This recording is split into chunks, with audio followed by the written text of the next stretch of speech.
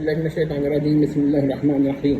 پڑوسی ملک سے کچھ سوالات آئے ہیں اور ایک بڑی تیزی کے ساتھ یہاں پھیلے ہیں،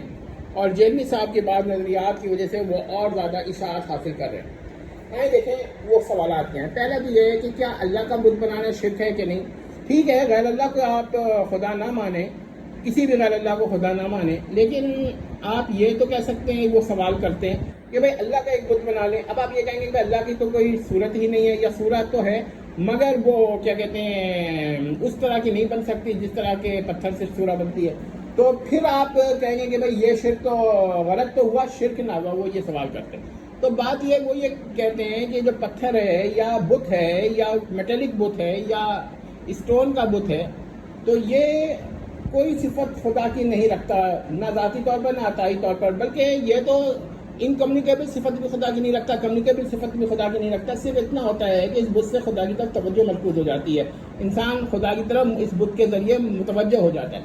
تب بھی شرک ہے، یعنی اللہ کا بت بنانا بھی شرک ہے۔ دیکھ لیں پہلی بات تو جو لوگ یہ کہتے ہیں کہ مستحق العبادہ ماننا جو ہے یہ شرک ہے، یہ بالکل ٹھیک بات ہے، مگر اللہ کا بت بنانا خواہ اس کا مستقل عبادہ مانے یا نہ مانے، یہ ایک مستقل شرک ہے۔ اب ذرا دیکھ لیں جو لوگ بند کرتے ہیں نا شرک کو، بعض عقائد میں وہ پھنسیں گے۔ اب دیکھیں، اب وہ لوگ یہ کہتے ہیں کہ اچھا بھائی آپ نے خدا کی کوئی انکمیونیکیبل صفت یا صفات مخصوصہ جو ہے نا وہ کسی غیر اللہ کے لیے نہیں مانی، لیکن صفات غیر مخصوصہ یا صفات عامہ تو مان لی، اور لیکن وہ غیر اللہ جو ہے وہ کیا کہتے ہیں اس کو خدا ہے، تب بھی شرک ہو جائے گا۔ اچھا اگر کوئی یہ کہے کہ ہم غیر خدا کو یا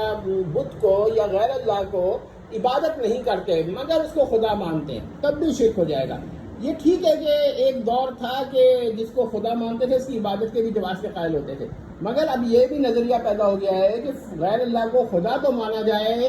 مگر گاڈ تو مانا جائے مگر اس کی عبادت نہ کی جائے، یا نوٹ کر لیں۔ تو یہ بھی شرک ہے، یاد رکھیے گا، جو اس کو یہ شرک نہیں کہے گا وہ خود مشرک ہے۔ تو اس کے علاوہ ایک سوال اور بھی پیدا ہوتا ہے، وہ یہ ہوتا ہے کہ فرض کیجئے کہ اگر کوئی یہ کہتا ہے کہ غیر اللہ کی عبادت تو وہ کر رہا ہے مگر اس کو خدا نہیں مان رہا، کہہ رہا ہے کہ غیر اللہ یا غیر خدا کی بھی عبادت ہو سکتی ہے،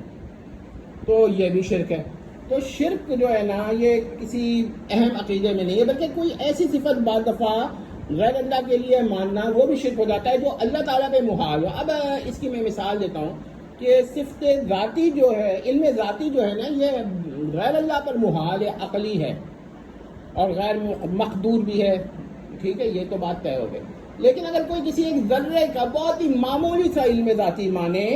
تو آپ ایک محدود معمولی سا علم ذاتی تو باری تعالیٰ پہ محال ہے، کیونکہ اس کا علم تو لامحدود جمی معلومات پر محیط اور ذاتی اور لامحدود ہے،